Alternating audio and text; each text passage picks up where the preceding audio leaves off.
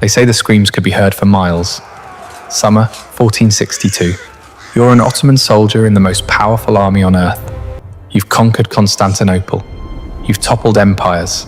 You're marching into a tiny principality called Wallachia to crush a rebel prince. It should take weeks, maybe days. Then you smell it. Death, rot, something else you can't quite name. Your column slows, the scouts have stopped moving, and as you round the hill near the capital city, you see it, a forest. But the trees, they're not trees, they're human beings, 20,000 of them, your brothers, your comrades.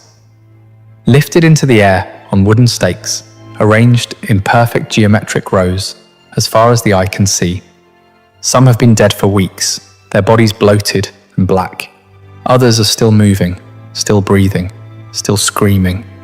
Your Sultan, the man who conquered the Byzantine Empire, takes one look and turns his entire army around. What kind of mind creates something like this? And here's the part that should terrify you. This wasn't madness, it was strategy. Cold, calculated, and horrifyingly effective. The story you think you know about Vlad the Impaler? It's a lie. Not because it didn't happen, but because the truth is so much worse. This is the full account of how one man weaponized human suffering so effectively that it changed the course of empires. And by the end, you'll understand why the real horror wasn't what he did to bodies, it was what he did to minds. Let's start with a question nobody asks. What breaks a human being so completely that they become capable of this? The year is 1442. Vlad is 11 years old. His father, Vlad II Dracula, Vlad the Dragon, has just made a deal with the devil. Not a metaphorical one, a real one, with a name, Sultan Mehmed II of the Ottoman Empire. The deal is simple. Vlad II gets to keep his throne in Wallachia. In exchange, he hands over his two youngest sons as hostages. Insurance living collateral to guarantee his loyalty. So young Vlad and his brother Radu are torn from their home and delivered into the heart of the Ottoman Empire. Not as prisoners in dungeons, but as guests in the palace at Edirne and later Agriguz. They're given fine clothes, education, military training. They're taught Turkish, Arabic, philosophy, and the Quran. On the surface, it looks like privilege. But here's what the history books gloss over. This wasn't education, it was psychological warfare.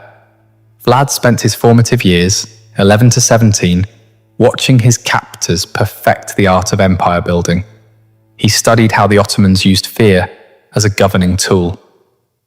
He witnessed public executions designed not just to punish, but to traumatize entire populations into submission. He learned that terror, when applied with surgical precision, was more effective than any army, and he learned something else. He was utterly powerless. While his younger brother Radu adapted, even forming a close friendship with the Sultan's son, Mehmed, Vlad refused to bend. According to Ottoman court records, he was frequently punished for his defiance. Some accounts suggest he was beaten, possibly tortured. The exact details are lost to history, but what's certain is this: something fundamental broke inside him during those years. Or perhaps more accurately, something crystallized. He developed what modern psychologists might call a persecution complex, combined with an obsessive need for control, but he channeled it. Every punishment he endured, he studied. Every torture technique he witnessed, he memorized.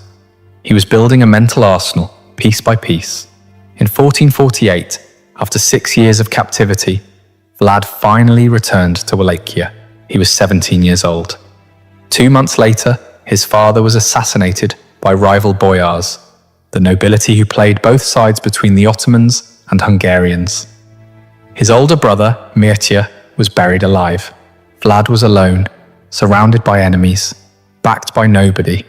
And here's where the story gets interesting. He didn't just want revenge. He wanted to remake the world in the image of his trauma. He would take everything the Ottomans had taught him about terror and refine it into something they had never seen before. But first, he had to wait. For 6 more years, Vlad lived in exile, plotting, planning, studying military tactics, and political maneuvering, and in 1456, with Hungarian backing, he finally seized the Wallachian throne. The monster was about to be born.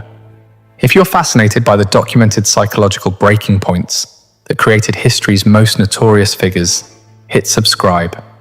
We're just getting started with how this broken boy became something far worse than his captors ever imagined.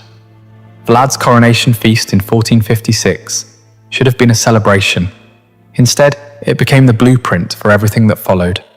He invited the boyar families, the same nobility who had orchestrated his father's murder and buried his brother alive. Hundreds of them arrived in their finest clothes, believing they were there to pledge loyalty to the new prince. The great hall was decorated. Wine flowed freely.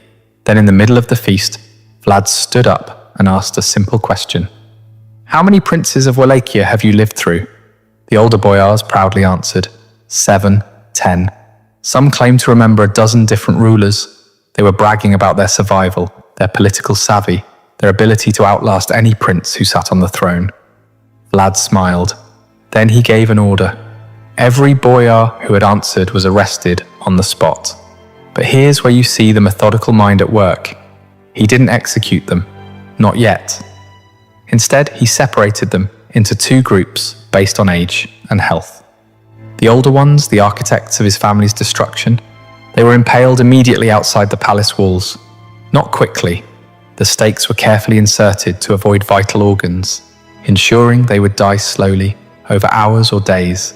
Their screams provided the soundtrack for what came next. The younger, stronger boyars and their families were stripped of their noble clothes and force-marched 50 miles north to the ruins of Panari Castle. There, they were given a choice that wasn't really a choice. Rebuild the fortress with their bare hands or die. For months, they hauled stones up the mountainside. They worked until their hands bled, until their fine clothes rotted off their bodies, until they collapsed from exhaustion. Most died during the construction. The survivors, they were never the same. Vlad had effectively erased the old nobility and replaced them with a new class who owed everything to him and lived in absolute terror of his displeasure. This wasn't just revenge. It was a systematic dismantling of the power structure that had made Wallachia weak. And it revealed something crucial about Vlad's psychology. He didn't just want obedience. He wanted to break people so completely that obedience became their only possible response. But this was still domestic politics. The boyars were Wallachian. What Vlad did next would send shockwaves across empires. In 1459, Sultan Mehmed II, yes, the same Mehmed, who had been Vlad's childhood companion, sent envoys to Wallachia demanding the annual tribute that Vlad's father had agreed to pay. The demand came with an additional insult. Vlad was to present himself personally in Constantinople to renew his oath of vassalage. The envoys arrived expecting the usual political theatre. Perhaps some negotiation, maybe a counteroffer. What they got was a preview of hell. When they entered Vlad's court and refused to remove their turbans, a genuine religious custom in Ottoman protocol, Vlad asked them to explain their tradition. They did, probably relieved that he seemed interested in understanding rather than offended. Vlad nodded thoughtfully. Then he said something that must have frozen their blood. "I respect a man who honors his faith so completely. Let me help you honor it forever." He ordered his guards to nail the turbans directly to their skulls. Think about the precision of that cruelty. He didn't kill them.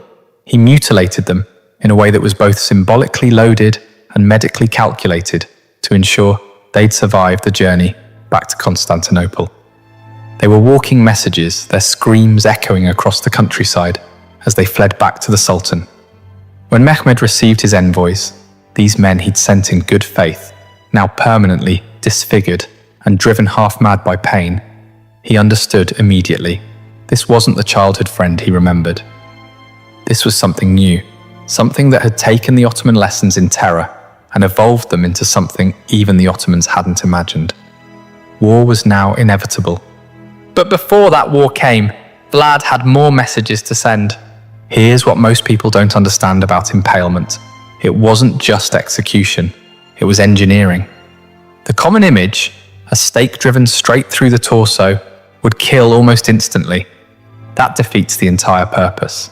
Vlad's method was far more sophisticated and infinitely more cruel.